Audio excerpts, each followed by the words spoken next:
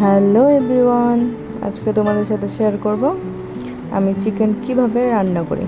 তো চলো দেখে নাও।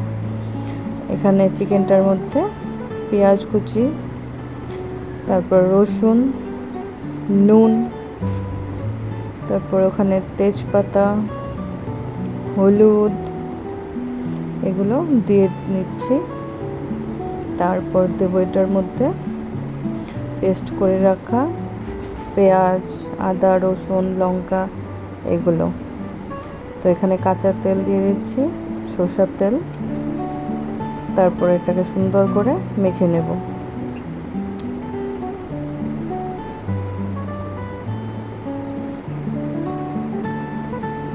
আমার মাখা হয়ে গেছে মাংসটাকে। তারপর এখানে আলুটাকে সুন্দর করে ভেজে নিয়েছি। তারপর এখানে পেঁয়াজ কুচিগুলো দিয়ে দিয়েছি, এটা একটু লাল লাল হবে। তারপর মাংসটাকে দিয়ে দেব আমরা। মাংসটা দিয়ে একটু নাড়াচাড়া করে ঢাকনা দিয়ে দেব।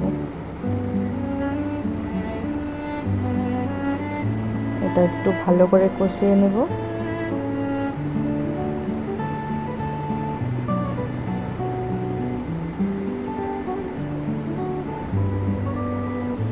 আমার কষানো প্রায় হয়ে গেছে।